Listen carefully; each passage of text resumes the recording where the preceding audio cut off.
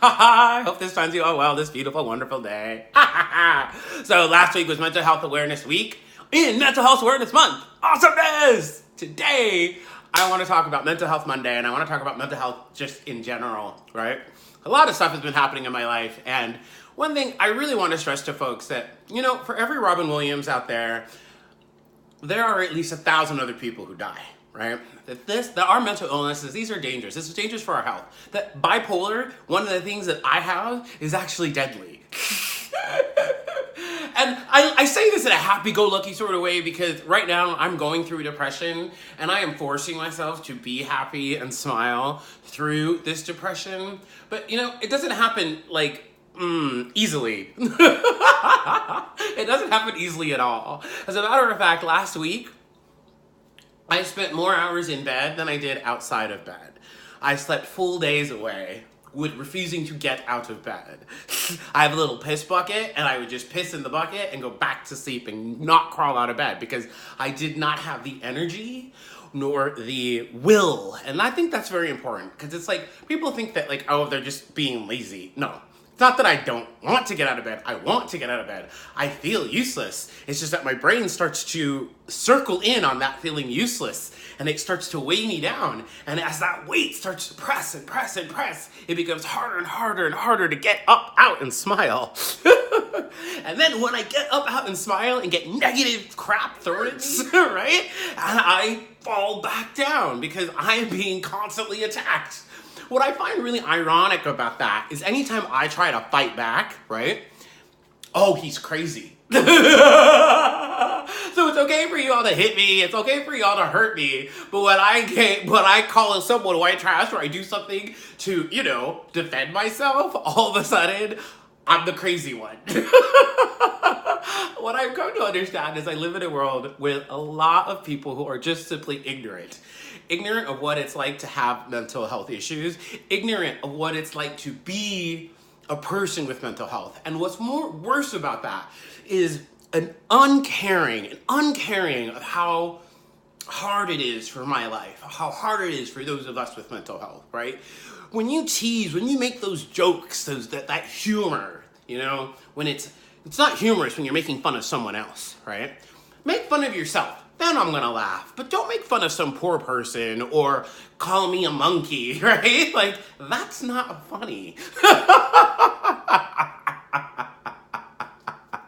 This is a really crazy ramble, and it goes back to the heart of this page. I always said that it was gonna be rambles, right? Just me speaking off the top of my head, and then I tried to do scripted, and that didn't work so well. I felt like I looked dead. And that's why I went back to just this freestyle ramble thing, which looks a little bit more unprofessional, but that's why I'm not all dressed up. That's why I, you know, wear what I wear. And guess what, everyone? This time I'm not in underwear.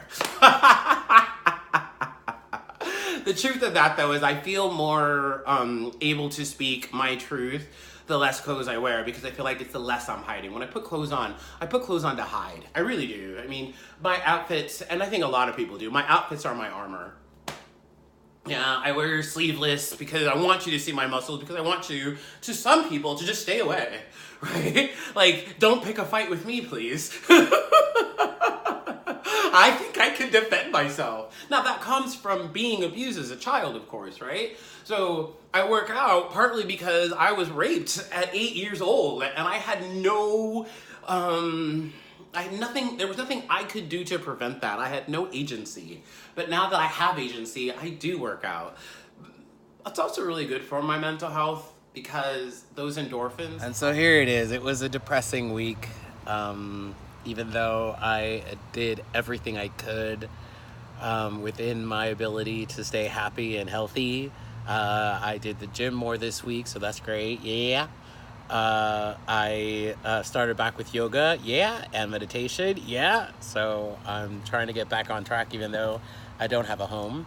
I found out this week that that's going to take longer than I thought, and I'm just, frustrated with my living situation, but you know what? It is really hard to be frustrated with my living situation when you see where I'm at the moment. This was such a great week, as this has this has literally been my view this week. There's some just like amazing Mother Nature around me. And it's hard for me to stay sad when I can see Mother Nature growing and living under extreme conditions. I mean, think about that those trees over there must be at least 2, 3, 4 decades old. Yeah, probably, yeah. And that one over there has got to be almost a century old. And that means it has survived hurricanes and bad weather. My next destination is someplace I've already been, and I like that as too. It has a really quiet backyard in the city. I want to talk to you all about mental health. It is so easy to look at me right now and think, oh gosh, look how perfect his life is. And he's at the pool. And does he even work? And answers to those questions is yes, I work, and no, my life isn't perfect. It is far from, yes. However, I have learned as a bipolar individual to embrace my present, let go of my past, and not have any expectations of my future. And right now, this is one of those trials through fire, because my brain is focused on expectations of the future. My brain is focused on this house I'm trying to buy, on what my life's gonna be like when I get there, right? It's not focused on now, it's focused on tomorrow. And so of course I get depressed because I can't see tomorrow. I'm not a mystic. And when my bipolar brain goes to depression, it is a depression that doesn't get me out of bed. It may look like this is me being active, but it's actually me just laying out in the sun and burning my skin. It's not really me being active. It's not me being what I would call a productive member of society.